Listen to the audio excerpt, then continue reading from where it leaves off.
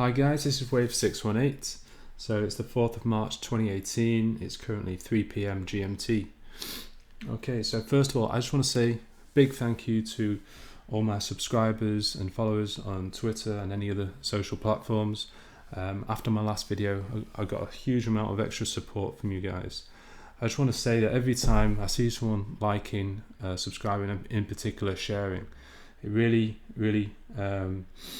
really helps to motivate me. It makes me realize that what I'm doing is helping people, and it kind of motivates me to, keep on providing you with what I consider to be valuable information. So I'm hoping that trend can continue, and I hope I still get that continued support. But it's been fantastic so far. Really appreciate it. All right, so here we got the 4-hourly chart of Bitcoin. So as always, got the WXY labeled on the screen. Now I want to answer a few common questions that I've been getting, and regarding questions, I just want to mention I apologize if I've not managed to reply to every comment, every email. A lot of people have responded to tweets I've made, and unfortunately I've not been able to get back to everyone. I've recognized that, and I do feel quite bad about it, but I think realistically it's not going to be possible. I have quite a busy lifestyle, and I'm hoping that my videos will answer a lot of those questions. First of all, a common question has been, since in my last, I think it was the last video, I changed the wave count from an ABC to a WXY in this pattern up to X. Now, people have asked, since I've changed that count, has that changed the Y, the position of Y? Simple answer is no, it hasn't changed that. In fact, this is my end target. Yeah, the X target is the one that could potentially move. Y is the target that has to happen. Yeah, absolutely has to happen. Reason being, this has all been part of a major wave 1 that finished at 20,000, and we're currently in a wave 2. And wave 2, I feel, has to come down lower. Reason being, Bitcoin is going to skyrocket. My forecast was $50,000. $50,000. Now, in order to do that, you can't just have this quick, sharp wave 2 finishing around here. And you've got to ask yourself, who's going to be getting in at the bottom? It's the smart money, the banks essentially. And this was the 6,000 level. Why would they start their major move here when quite easily they could mark the price down to 3,000 and double their profits? Yeah? It just doesn't make sense. There's lots of weak hands they can shake out the market. Absolutely. There's a lot of people who are still bullish in Bitcoin, and they can easily be shaken out because they'll have a weak mentality. And the banks are fully aware of that. However, in order to come down further, it needs to go up first. Just so it can regather that momentum. So there was massive selling here. It lost momentum. In order for the banks to bring the money back down, they've got to buy in here and then cause another massive shakeout. Expect some very negative media around this point to scare everyone. Okay, so wave Y is certainly in the same place. Wave X, this is my primary count. I do believe it's coming up to this 17,000 level. However, if it turns around before that, it's not going to completely surprise me, and it's not going to change my wave Y target. The exact wave Y target, we'll be able to calculate that based on fib extensions. Once we've got wave X logged in and confirmed, we'll then be able to confirm the wave Y position, the end of wave Y, a lot more accurately using Fibonacci. All right. So wave X, what I would advise, and what I always do in trading, I take profits along the way. So even if the count doesn't exactly work out, we're still making profits. So my suggestion would be, I said at 13,000 we're going to find resistance, and I would suggest taking maybe 20% off at that level, and then 20% off at every $1,000 after that. So at 14,000 I'd take another 20%, 15 another 20%, 16 20%, and then at 17 you take your final 20% off. That's what I'd be looking to do.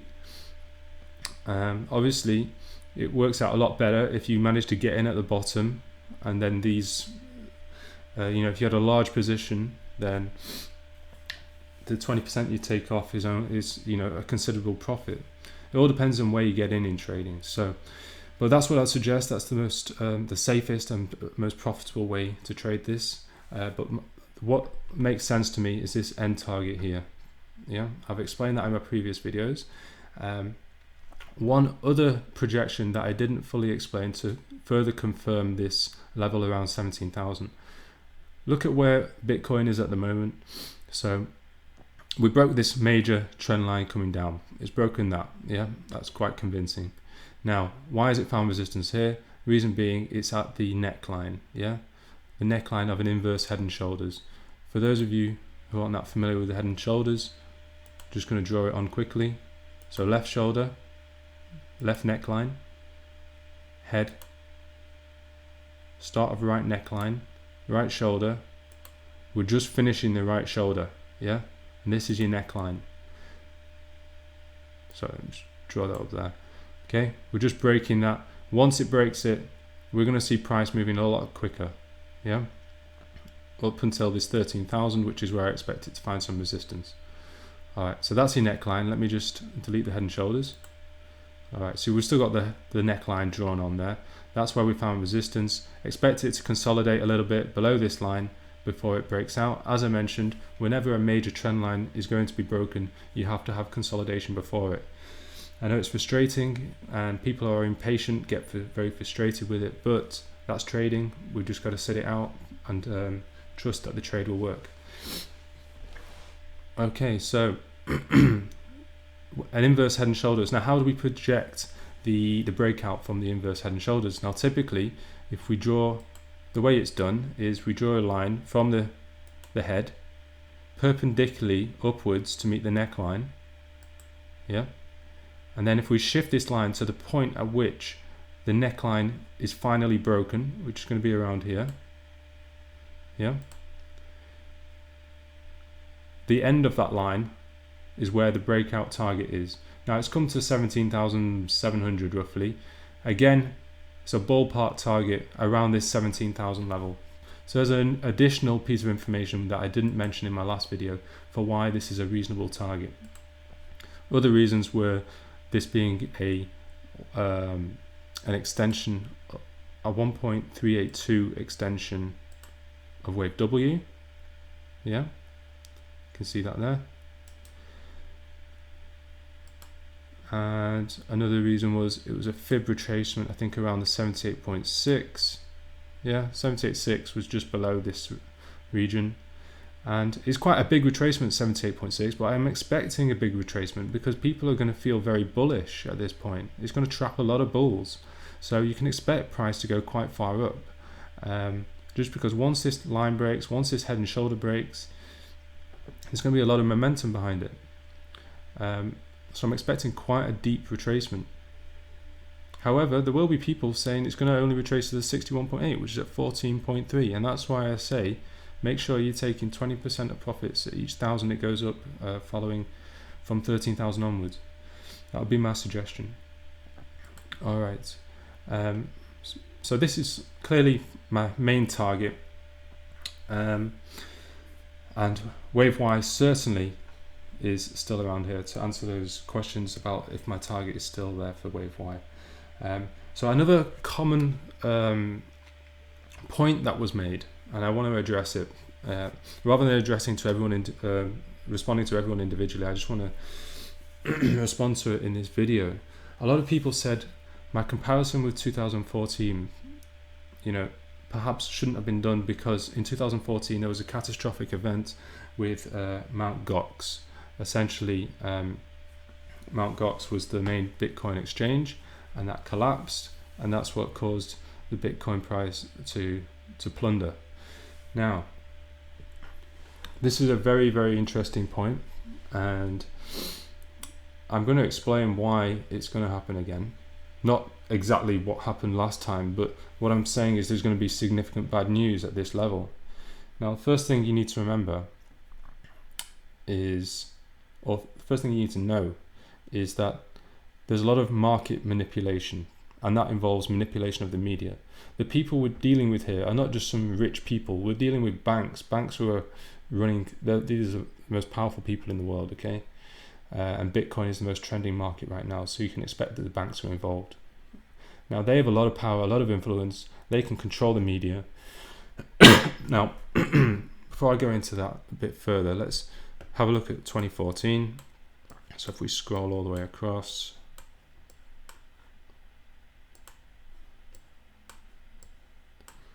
a little bit further. All right, here's your 2014. Now, the corresponding point that we're at with 2014 is around here. I'm expecting price to come up to here again before it comes down even lower. This isn't the low is down here. Okay, this what I'm expecting, this kind of pattern to develop. Now, those of you who mentioned Mt. Gox, you know when Mt. Gox occurred? Yeah, it was February 2014. So let's find February 2014. It's here. Why did the news come out here? Okay, I'm going to explain it exactly to you now. Okay, let's assume people were bullish up until this point. Okay, this being the bottom, yeah, because that's where the bulls feel the bottom is. Yeah, let's do a 1, 2, 3, 4, 5 impulsive count. So 1 up to here, there's a 2 there, 3, and wave 4 around here, and then we're expecting it to come out, and that's forming your initial wave 1 before it retraces and goes even higher. Okay, that's where the bulls will be. Now, assuming that's wave 3, wave 4, where would it come down to? So typically, to calculate wave 4, we find the bottom of wave 3, which is here. Draw a line up to the top of wave 3. Okay.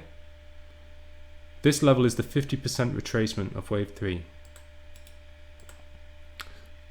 Okay. Now, what's the difference with Elliott wave?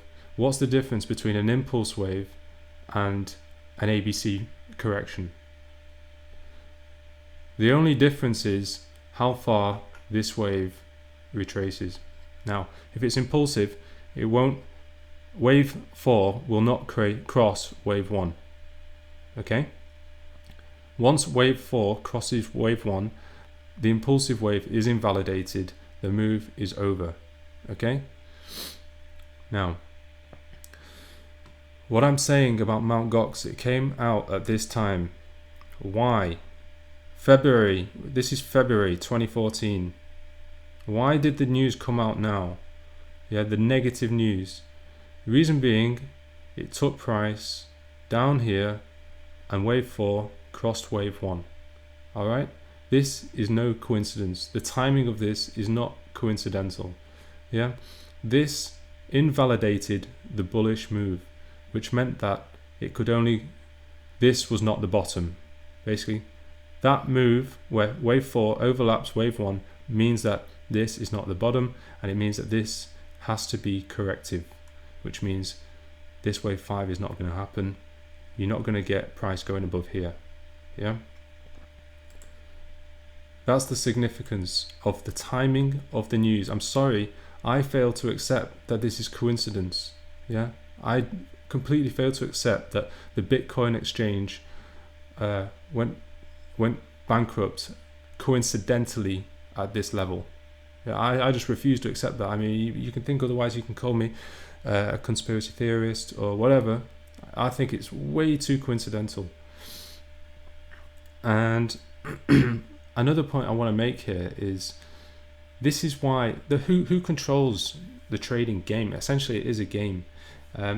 It's the smart money, it's the banks. They want us to understand that wave 4 crossing wave 1 invalidates an impulsive move, so that it requires very little effort for them to bring price down after that, because the retail traders will bring it down by themselves, because they know this cannot be impulsive anymore. Yeah, so it just needed a little shove, you know, a little bit of selling from the bank's part at this level, bring price down, and what do you know, the retail traders will do the rest and bring it down all the way to the bottom. Yeah, this is market manipulation at its finest. And if you don't think it's going to happen again, the problem is, the reason you don't think it's going to happen again is you think it was coincidental that this Mt. Gox happened. What I'm saying is it was planned, and the same people who planned it are the same people who bought in at the bottom, which was around here, and no, it wasn't, it was down here, and they're the same people who basically profited from the move up to $20,000. Yeah, we're going to see the same thing. The news may be different, but it's going to be something to make wave 4 overlap wave 1. Simple as that. Yeah, it's the minimal amount of financial exertion that the banks need to put in to invalidate the move. And it's so important that the banks ensure that all us retail traders understand Elliott wave and Fibonacci levels, so that when we realize it's invalidated, we'll bring the price down for them. We, as the retail traders, will bring the price down.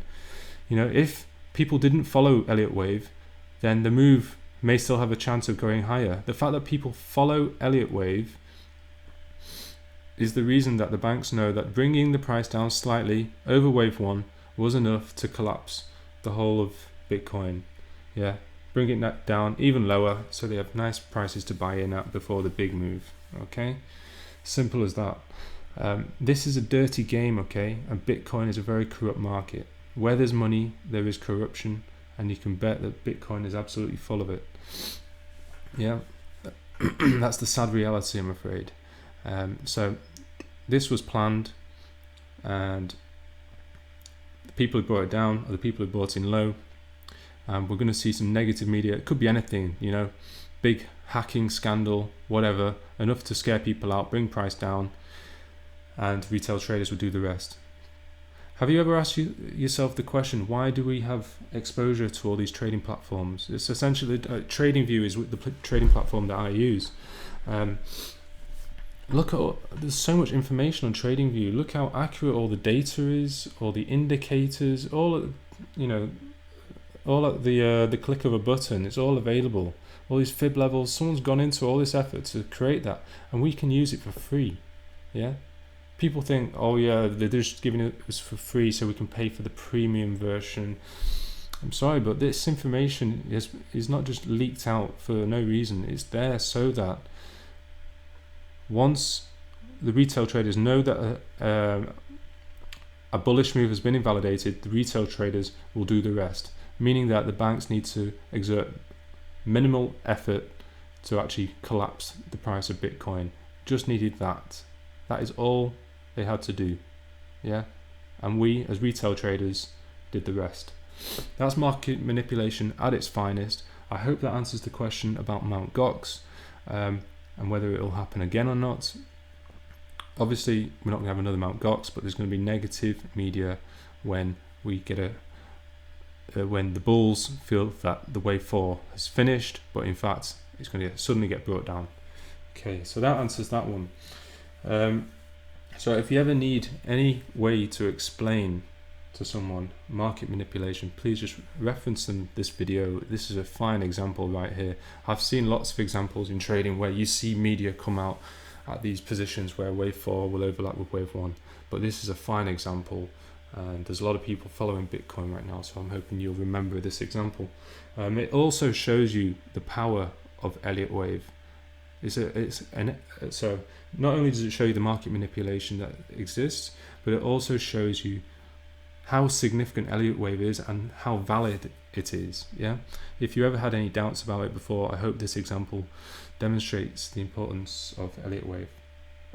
Now, so that was a common question that I got, the one about Mt. Gox. Another question that people have been asking me to analyze other charts.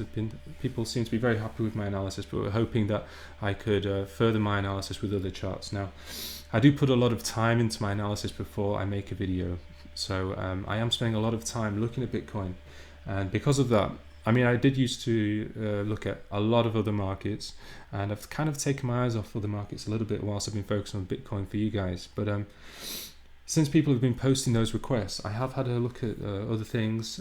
People have asked a lot about Forex. So I've actually, if you're going to understand Forex, you need to understand the dollar. That's the most important chart you need to understand. So I've got some really key information from looking at the dollar chart. I'm not just saying this, but I think that we're at the beginning of a very big trend that's about to develop. I'm going to be making a video explaining it thoroughly, and it means there can be a lot of money to be made in Forex, because the dollar is at a pivotal level, and we could see a run in the dollar very similar to the drop that we saw from 2002 to 2004. However, I believe the dollar is going up this time, but it's got a long run ahead of it, just like that move from 2002 to 2004. I'm expecting to see a big move like that again. I'll explain thoroughly when I release that video. It's going to be soon, so hopefully you can look out for that one. I've also got an important video. I'm going to try and release it today actually, on oil. I know a lot of people probably don't follow oil, but it's a very interesting market. It's been consolidating for the last several years, and so a lot of people have become exhausted with the whole setup. It's in a very interesting wave 3 at the moment, so, and there's a place to get in like literally right now. So I'm going to be posting a video on that. Check it out, see if you're interested, and yeah, so you can look out for that one. Please continue to show your support. Please like, subscribe and share. As I say, I can't show enough appreciation for what you've done so far. Alright, so I'll leave it at that for this video. Alright, take care guys.